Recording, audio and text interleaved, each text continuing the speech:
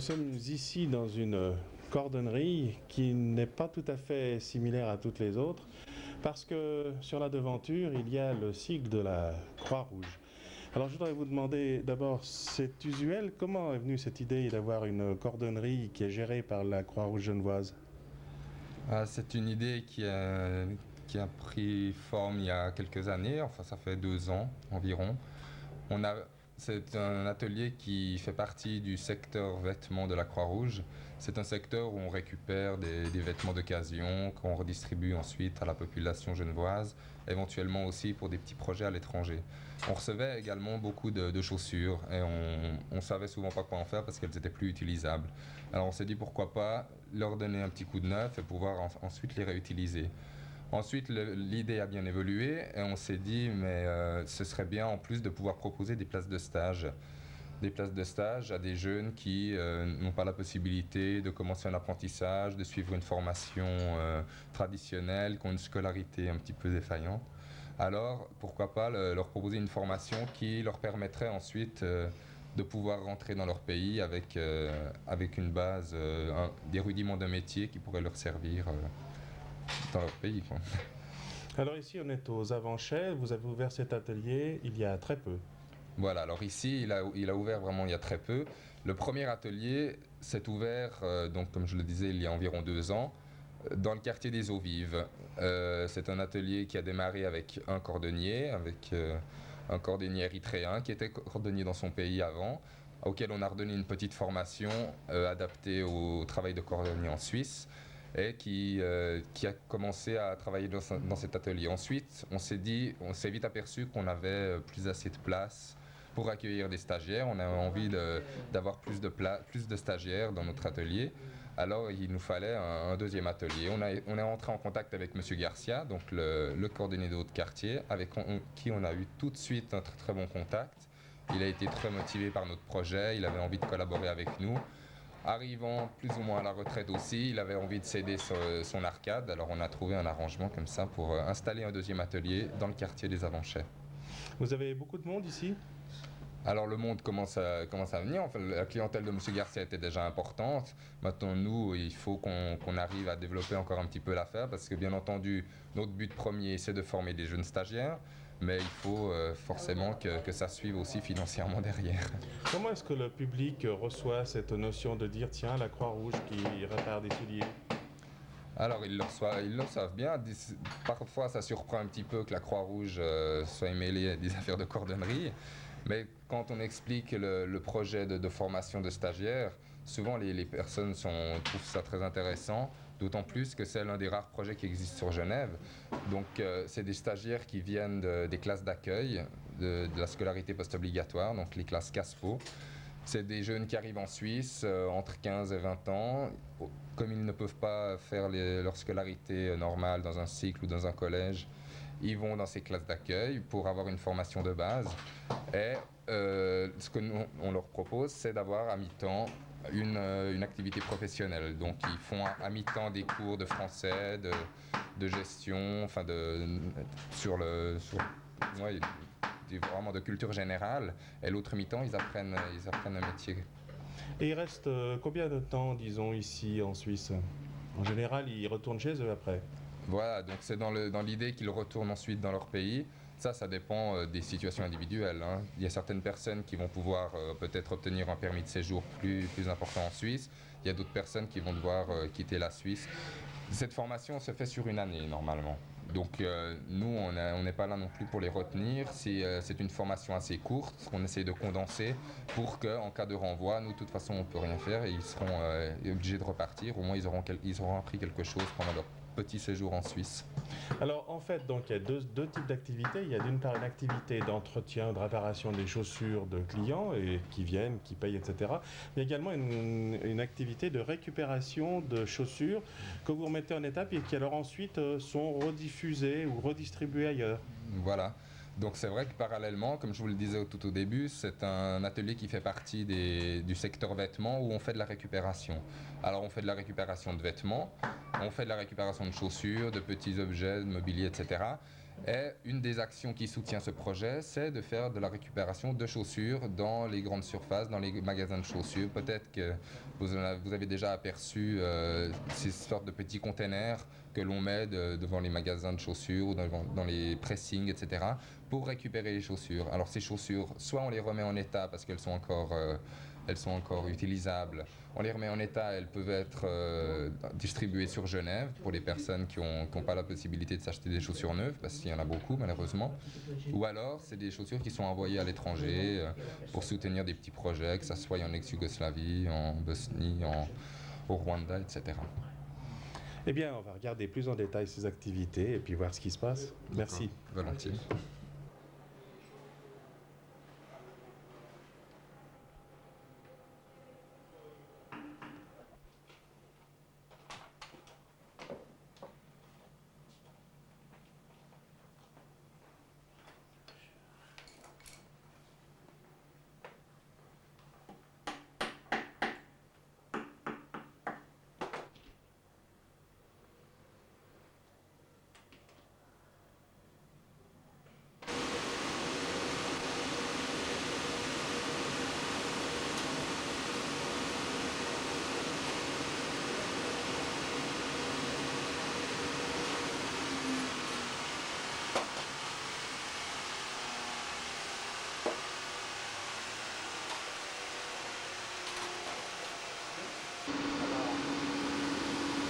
Monsieur Garcia, bonjour. Bonjour madame.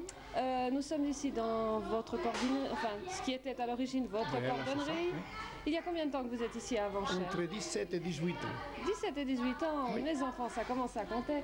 Il va bientôt atteindre notre âge, 20 ans. N'oubliez pas 20 ans, ça veut dire quelque chose. Monsieur Garcia, comment avez-vous été amené à collaborer avec la jeune équipe de la Croix-Rouge? Enfin, j'ai su que il cherchait quand même quelqu'un comme moi, donc avec une certaine expérience de métier. Et je me suis intéressé tout de suite, surtout, essentiellement, sur le côté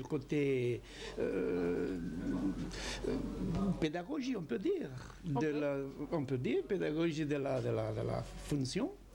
Et puis, voilà, on a commencé pour parler, on a commencé à discuter, ça fait quand même un petit peu plus d'une année qu'on discute, quand on a discuté, on a fini de discuter, et puis maintenant tout est comme ça.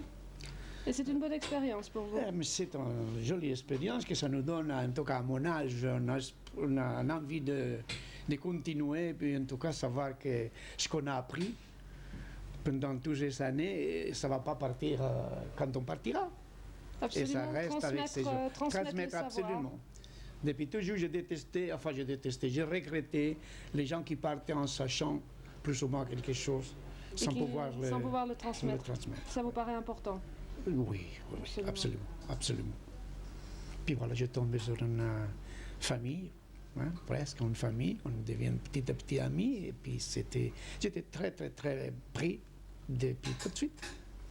Et puis voilà, c'est mon satisfaction professionnelle et un peu sentimentale aussi. Et les jeunes qui viennent ici connaissent déjà quelque chose du métier, ou bien vous leur apprenez déjà depuis le... Non, il y a un monsieur qui vient de parler, monsieur Kazaï, qui est déjà très bien avancé en tout cas. Et puis les autres, ils sont très intéressés. Il y a certaines qui ont le métier presque dans le sang, à mon avis, parce qu'ils veulent absolument apprendre. Alors là, avec ça, avec cette idée-là de vouloir apprendre, on perd beaucoup moins de temps. Et puis ils sont prêts, plutôt que prévu peut-être. Ils sont très collaboratifs. Oui. Et très attentifs. Oui, ça c'est important. Et très ponctuels dans leur, il faut tout vous dire, dans leur, disons, ils sont très sérieux dans leur, disons, dans leur engagement. Parce que finalement, ce sont des engagements. Bien sûr. Et comment réagit la population d'Avanchères?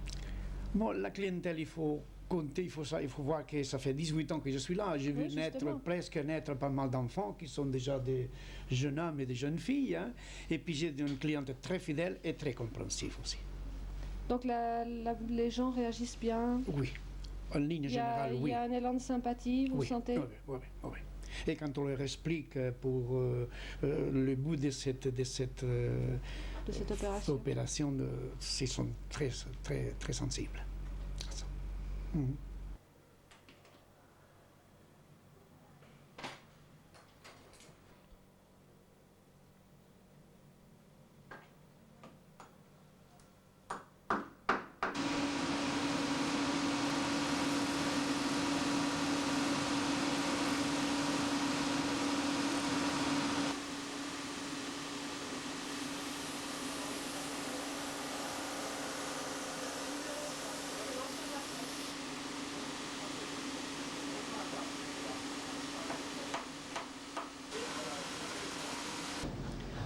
Toujours dans cet atelier sympathique de la Croix-Rouge, je suis à côté de Monsieur Cazaille. Bonjour Monsieur. Bonjour madame. Monsieur, vous venez d'où déjà? J'ai venu d'Érythrée. De l'Érythrée. D'Érythrée, ouais. Oui. Il y a longtemps que vous êtes en Suisse? Oui, déjà 13 ans. 13 ans. Ouais. Ça vous plaît comme pays? Oui, oui, c'est très bien. Et vous comptez rester encore longtemps? Ou bien vous pensez retourner un jour dans votre pays? Je ne sais pas. C'est selon les circonstances. Qu'est-ce qui vous a amené à être cordonnier, et surtout cordonnier ici à la Croix-Rouge? C'est très bien. Moi, j'ai fait avant des stages.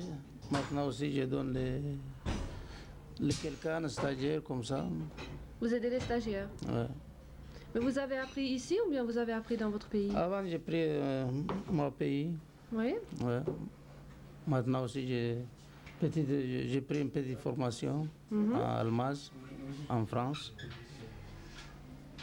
Et puis vous êtes ici. Vous êtes bien? Oui, très Les bien. gens sont sympas? Oui, oui, très sympa. Et les gens du quartier, comment ils sont? C'est bon, c'est très sympa, tout. Pardon? Oui. Transmettre, absolument. Depuis toujours, j'ai détesté, j'ai regretté les gens qui partaient en sachant plus souvent quelque chose, sans pouvoir.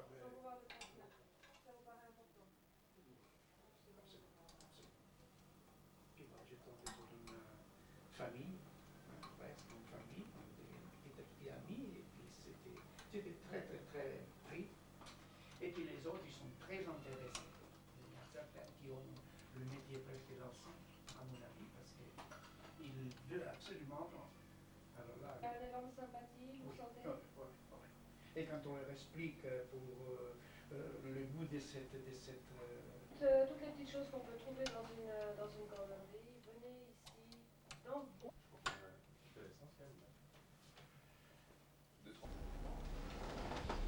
Nous sommes ici à côté d'un jeune apprenti, c'est comme ça qu'on appelle?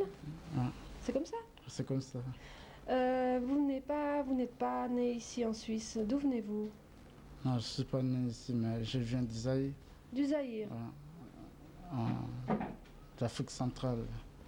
Absolument. Ouais. Et comment est-ce que vous avez été amené à vous intéresser déjà au départ à la cordonnerie?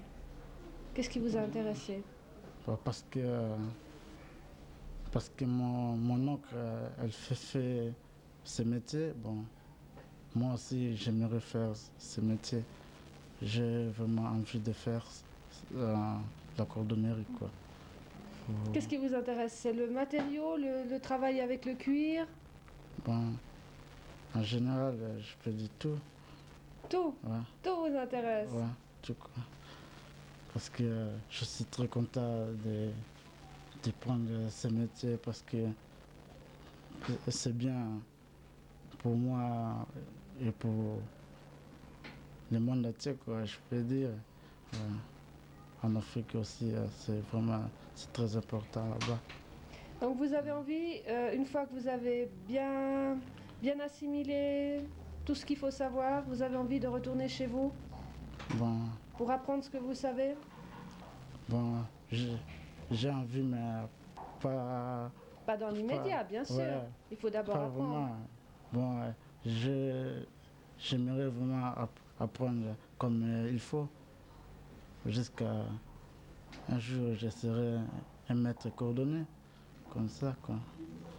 Et quand vous serez maître cordonnier, vous ferez comme Monsieur Garcia, vous apprendrez à d'autres jeunes? Ouais, bien sûr, je peux ouvrir un atelier comme ça, quoi. Si tu vas bien, quoi.